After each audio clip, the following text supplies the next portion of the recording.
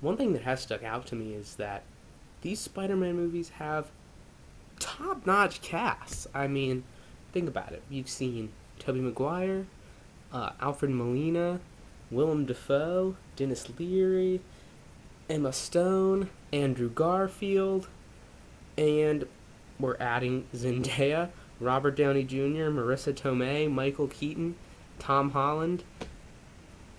Good job, Spider-Man movies. Anyway, Spider-Man Homecoming, directed by John Watts and starring Tom Holland as Spider-Man. Wow, this was a great movie. I really enjoyed just about everything of this movie.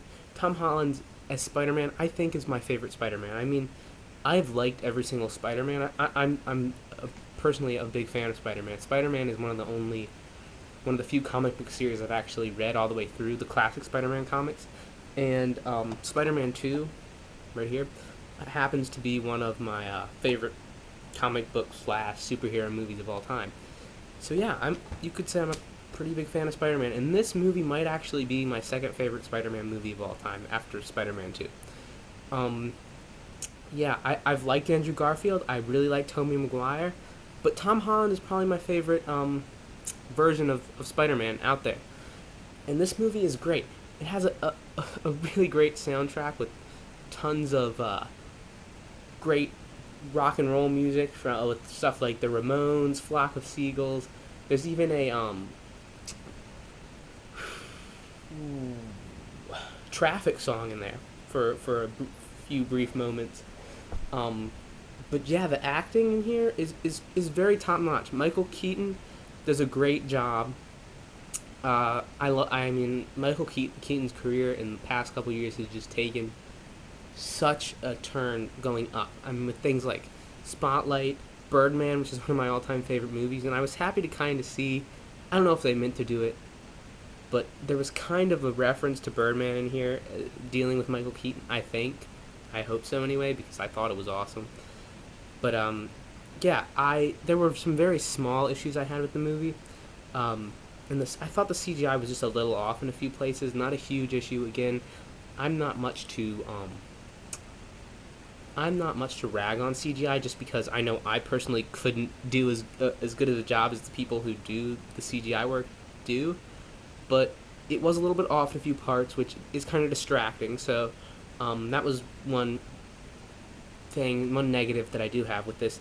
And also, I do feel like the story at points was a little bit contrived. However, there was one really big point I did not see coming, and everybody in the theater with me was like, I think, kind of like thrown off at this part because no one saw it coming. It was great. It was a great addition to the story.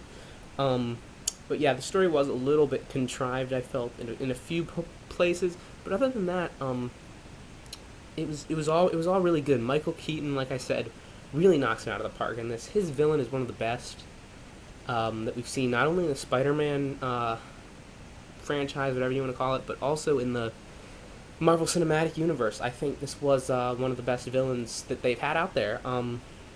Zendaya, though she had a small role, did do a really good job.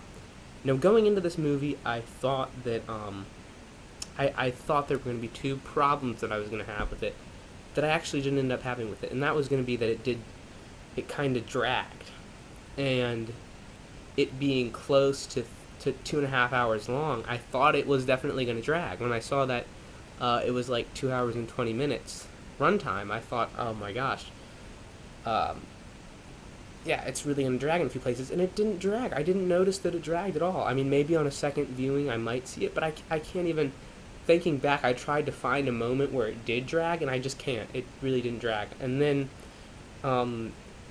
another issue that I thought I was going to have with it was Robert Downey Jr. as Iron Man, and they actually used him the way that that Iron Man should have been used in the Spider-Man movie. I mean, he didn't like overbear every scene. Like they didn't use him excessively. He was used. He was definitely a supporting character, which I thought was great. It didn't distract from Spider-Man.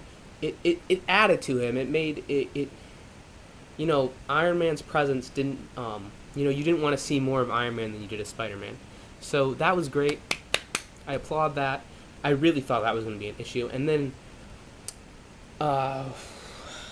Another thing though about this was it being an origin story and all. I was glad that they skipped a few of the more like definitive, I guess you'd call it, origin points of Spider-Man, like him being bitten by the spider, Uncle Ben's death. I mean, we've already seen it. We already know what happened there.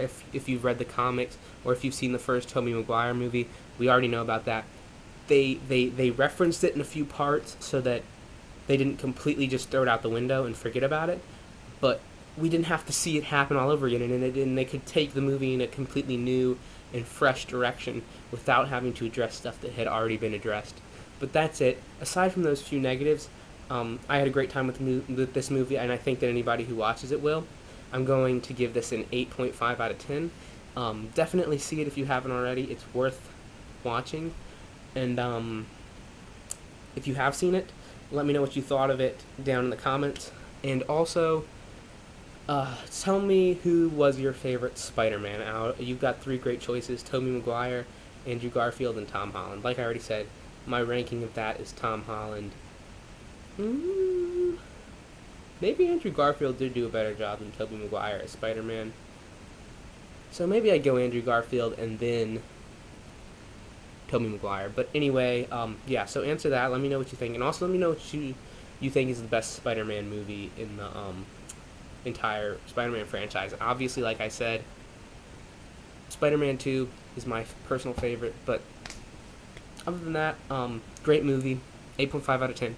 Please see it if you haven't, and thank you for watching. Please subscribe, like, thumbs up, whatever you want to call it. If you didn't like this review, please don't thumbs down it, just kind of leave. Anyway, thanks for watching this far.